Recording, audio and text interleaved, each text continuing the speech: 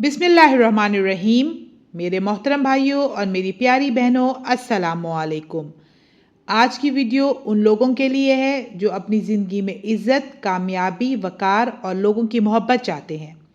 हम सब लोग मेहनत करते हैं, कामयाबी के ख्वाब देखते हैं, लेकिन कभी कभी कामयाबी हमसे दूर भागती हुई महसूस होती है। लोग इज़्ज़त नहीं देते, दिल टूट जाते हैं। आज मैं आपको एक ऐसा मुजरब और बाएतमाद वजीफ़ा बताती हूँ जो अल्लाह के फजलो करम से आपकी तकदीर बदल सकता है, आपके लिए रिस्क, इज़्ज़त और कामयाबी के दरवाजे खोल सकता है। बस आपने ईमान और यकीन के साथ इस अमल को करना है। सूरत फतह की पहली आयत, इन्ना फतहना लका फतहम मुबीना, बेशक हमने आपको खुली फतह अता कर दी। इस आयत को रोज़ाना 11 मरतबा पढ़ें। अव्वल और आखिर 11 बार दरूद पाक पढ़ें। नियत ये रखें, या अल्लाह मेरे लिए इज़्ज़त और कामयाबी के आसान और रोशन रास्ते खोल दे। इसके अलावा अल्लाह पाक का सिफाती नाम या अजीज़ू, ए इज़्ज़त देने वाले, रोज़ाना 100 मरतबा पढ़ें। बेहतर है कि फजर और इशा की नमाज के बाद पढ़ें। इंशाअल्लाह इस अमल की बरकत से चंद दिनों में आपको लोगों के रवैये में, इज़्ज़त में और कामयाबी में वाज़ेह तब्दीली नज़र आएगी।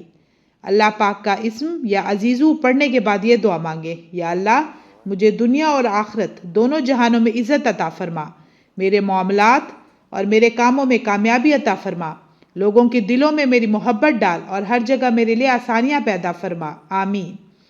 मेरे मोहतरम भाइयों और बहनों, कामयाबी सिर्फ अल्लाह के हाथ में है। अगर आप इस वजीफे को यकीन, तवज्जो और पाबंदी से करेंगे तो कामयाबी को आपका मुकद्दर बनने से कोई नहीं रोक सकता। याद रखें, वजीफे तभी असर करते हैं जब आप इनको पूरे यकीन के साथ करते हैं।